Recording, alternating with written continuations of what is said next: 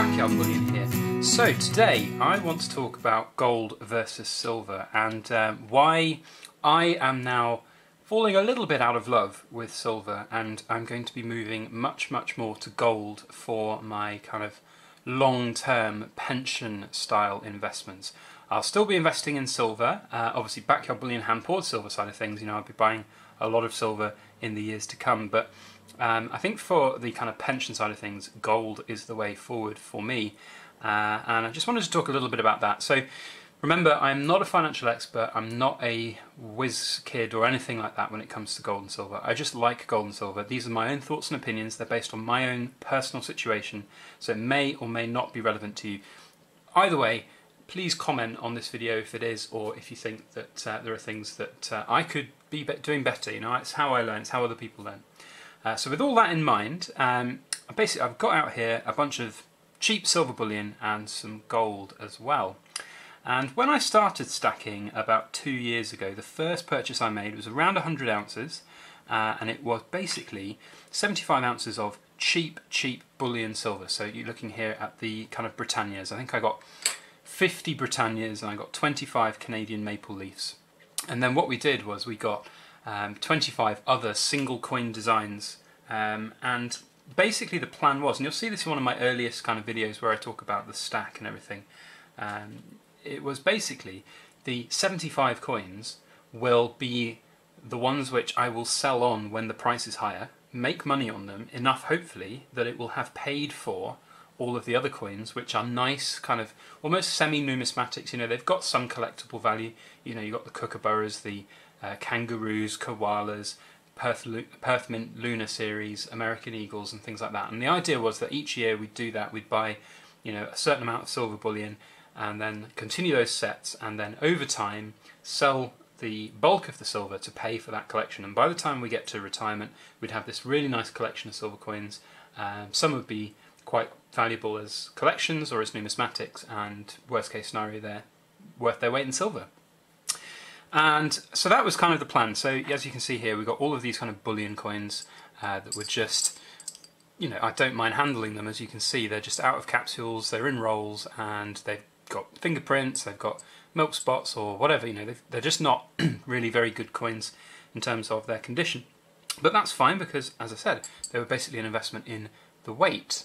And so what I'm trying to get at here is basically, you know, the things have changed quite a lot since then. Obviously, wanting to save for the pension and looking at it when you get to your pensionable age, I think the biggest thing for me that's changed is that if I wanted to sell this big collection of nice numismatic-y style coins when I get to my pension age, you're gonna have to face the fact that you might not be getting the price you want for those coins if you needed to sell them quickly, or if you needed to sell them to buy a forever house when you retire, or, you know, if they're semi-numismatics, it might take a little bit of time to sell them. So perhaps bullion coins would be the way forward, and that's definitely something that I considered, you know, going with sort of stacking of silver. But then I was doing a little bit of maths, and based on the amount that I would be wanting to save each year in precious metals, you know, we're talking 30 years plus time when I get to the retirement age, we would have a very large stack of silver, and that in itself is a kind of issue. And you know, it's just in terms of weight and volume, you know, it's very difficult to contain that amount of silver. And you know, if you're saving 100 ounces every 6 months or so, then you're going to end up with thousands of ounces over 30 years. So, you know, it was a very difficult thing to think about how we'd even store all that. So then it got me thinking about gold, and you know, I've bought a few bits of gold over the last year and a half or so, and they've been pretty much collectible type gold, but also they're basically bullion, so as close to bullion as you can get, and sort of slightly collectible. And then, so this is how it's come about that I've obviously made a big purchase here, and you can see it in the middle of the table. You've probably been eyeing it up, waiting for me to pick it up, and here it is. This is going to be the kind of strategy going forward. I'm going to be looking to basically, rather than stack silver weight, I'm going to be stacking gold weight. Now, I'm still obviously going to be buying some silver, but predominantly I'm still going to be buying I'm going to basically be buying gold. And this is the first big piece of gold that I have bought, and this is basically going straight in the pension stack. It's one that I'm not going to be looking to sell until I get to that pension age. It's a way for me to preserve wealth, preserve buying power, have that savings. You know, it's a 50 pesos piece, so if anyone doesn't really know anything about it, then these are roughly about 1.2 ounces of gold in terms of gold content, with incredibly pretty coins, basically bought at spot price. You know, it's just really simple spot price. Well, I say spot price, it's spot price plus about 2%. Yeah, it's just a really, really pretty coin. It'll be very easy to sell when I get to that pension age. It's something that you'll be able to get, you know, like 98% of spot value at the time if you just walked into Hatton Garden Metals, or perhaps a little bit more if you did a private sale. Who knows, 30 years time silver forum might be ginormous, and it'd be very easy to sell these things in volume. But either way, it's going to be an easy thing for me to liquidate, certainly between now and then. If there was any emergency situations where we needed to liquidate a bunch of gold and silver, then this is much better.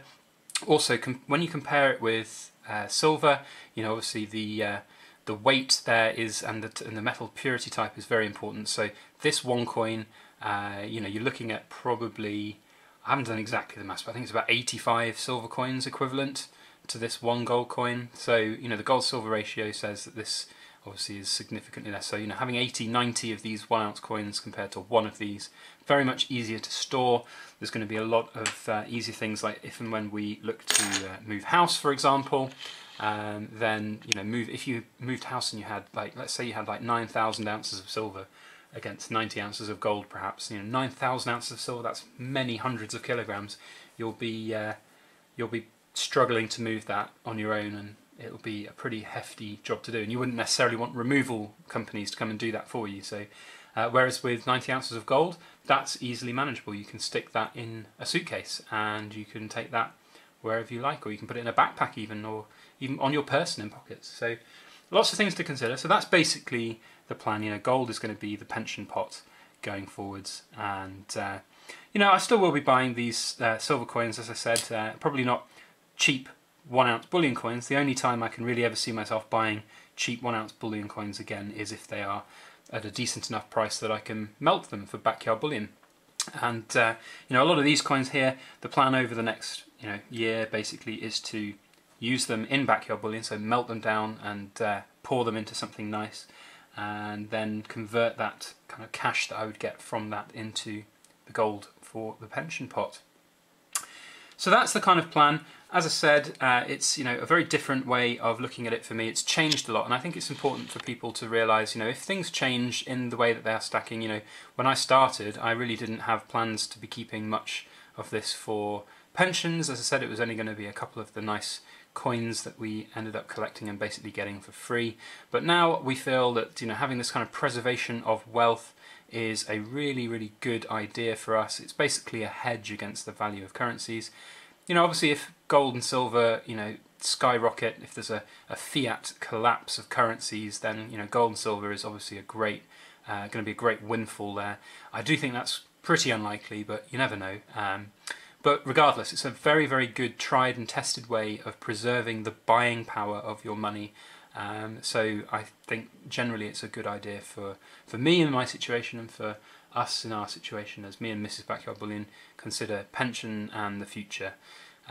So yeah, do let me know what you guys think about this Mexican pesos. I love it. I think it's great. It's a really nice, cheap bullion coin, and as you can see, it's something that you can get your hands on. You know, if you bought a really nice 1 ounce gold, I don't know, like the 1 ounce version of the Queen's Beast series, I wouldn't really want to be getting that out and touching that with my bare hands. But, you know, one of these types of coins is fantastic. You know, I do like it, and I think I'll be adding perhaps more of these Mexican pesos in the future. So if you like this video, please put a thumbs up on it and share it around on social media. That would be very helpful indeed. If you haven't subscribed to my channel already, then please do hit the subscribe button and hit the alarm bell, and then you'll get notifications when I upload future videos. Also, if you haven't checked out my website yet, please do go have a look at backyardbullion.com. You can go over there and sign up to my newsletter, so you can get email updates about all of my hand-poured silver in the weeks to come. Otherwise, I just want to say a massive thank you to everybody for watching, and please make sure that you like, share, comment and subscribe for more.